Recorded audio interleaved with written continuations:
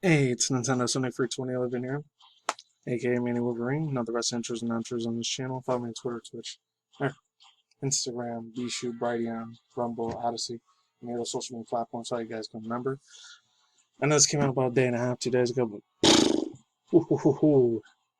I gotta get in there with them. As it came out at the exact same freaking time. That freaking, the other stuff was happening, going on. A lot of stuff in the gaming industry and a bunch of other things. Besides my IRL shit. Nothing really crazy or special, thank God.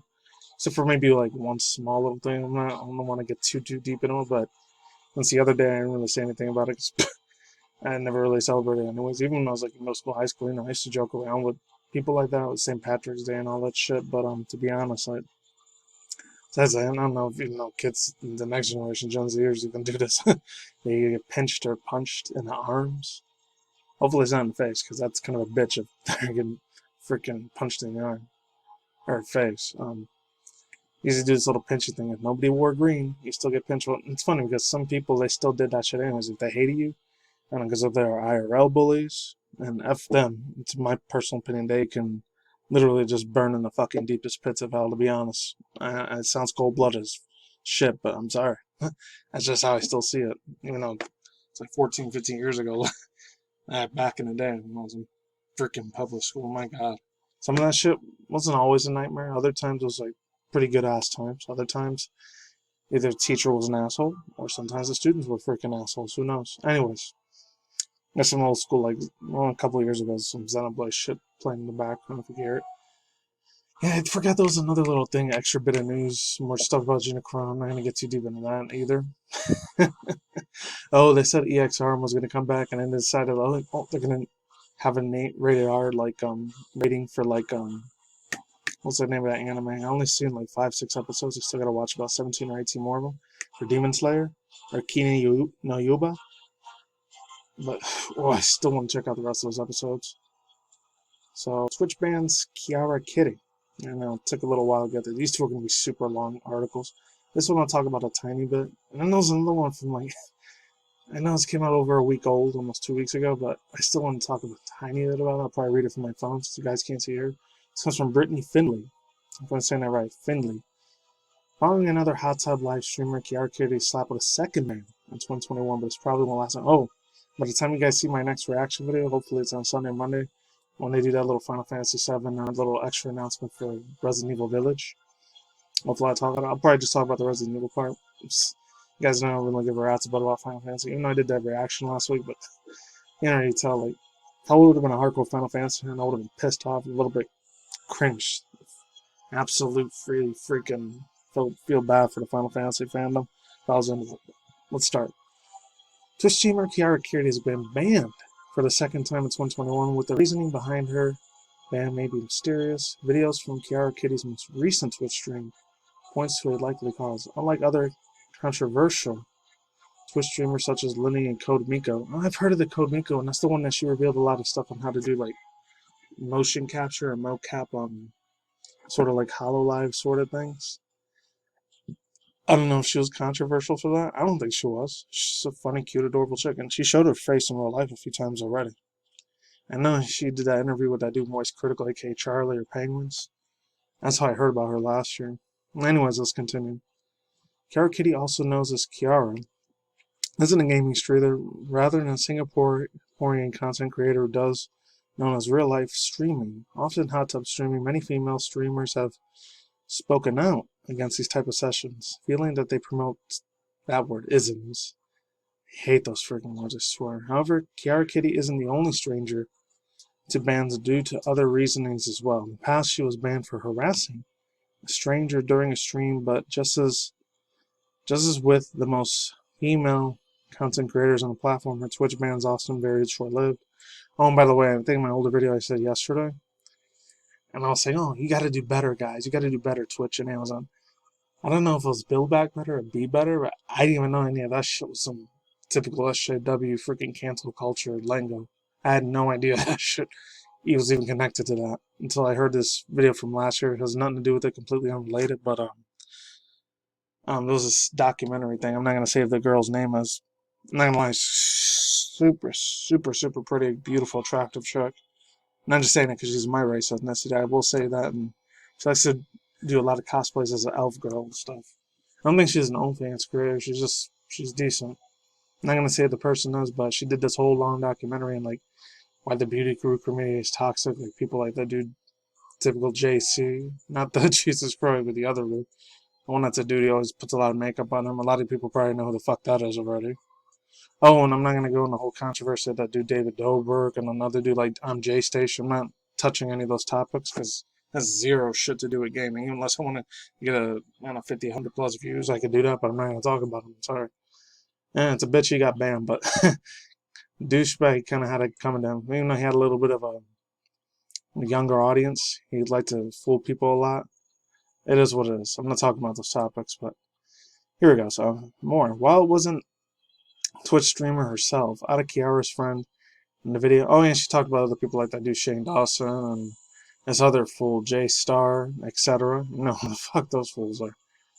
Yeah, so I'm not even gonna. I might leave the link down below if you want to watch it. So it says, but it didn't stop to Kiarakitty from receiving an identification ban. However, Redditors believe that the friends have semi-famous Singaporean DJ who is working on the take the clips down. Whatever the case, Kiara has not yet commented on the ban or confirmed a wardrobe malfunction. In fact, the reasoning for the ban. So I guess that's not it. Situation isn't unlikely, and Liddy's own wardrobe is shaped. Oh, yeah, I remember that. While she's more famously known to have more thrown her cat over her head during a game of Apex Legends. Oh, and another chick did a super rant video on her. I decided not to do it, but that chick, Kaylee, I think her name was Playmate Tessie or whatever, she did the same shit too last year, but decided not to talk about it, as I already did my rant on that disgusting garbage human, let's just say that. Linity also often faces backlash to the Twitch community for extremely short bans. In response to the 24-hour suspension she received, Linity even tried to extend the ban 3 days, also believing it too short to be considered a punishment. When comparing Linity's wardrobe extension to Kiarakitty's, hopefully I'm saying that right, I think I do, probably won't be offline for very long. While she's banned back in January, she was banned back in January, it only lasted a short 24 hours. Some speculated this due to her lewdness titles. And others were saying that she was drunk on stream. Kiarakitty's video titles could be a contributing factor to the current Twitch ban. I know that this video a little bit late. Usually I do it like earlier, like 3, 4, 5, my time. West Coast Pacific time, but overall thoughts is, man, I didn't know this was the chick, so I guess my thumbnail was wrong. Hopefully that shit wasn't clickbait, but hopefully I got the message across. Gotta give mad props to, I think it was either Dreamcast or the other fool young Ada was talking about it. I know he loves ripping new assholes in the Activision Blizzard and EA, especially EA. Woo, man. Man, in my personal opinion, if you've been on YouTube for a while, he probably needs no introduction. You already know how that dude is. Super, super awesome guy. Even though you'd be a little like harsh on some, but hey, it's very harsh criticism. It's very well deserved, in my opinion. That's not me kissing the dude's ass. I know the dude has like a shitload of subscribers. It's like watching the dude's content occasionally. So this comes from Ebony Opposite. I'm not sure if I want to read the whole thing, or else I might. Soon after reports of people losing their jobs, Activision Blizzard has revealed that the company CEO Bobby Kotick, I talked about this fool last year too, will receive a payout for $200 million. Meanwhile, a group of investors pleased with such whopping sums. This payout was made possibly due to the special provision in Bobby Kotick's contract called Shareholder Value Creation Incentive. Hopefully I'm saying it right. It allows them to get cash payments no matter what any specific milestones were reached by the company. Kotick will get his awards from several years since 2017, according to GameSpot report, is also worth noting that he earned over $30 million alone in 2019. I think this is when I first heard about that dude, but let's move forward. Investors for the CTW Investment Group and Activision's Blizzard's shareholders went against the such sums of being paid into one executive.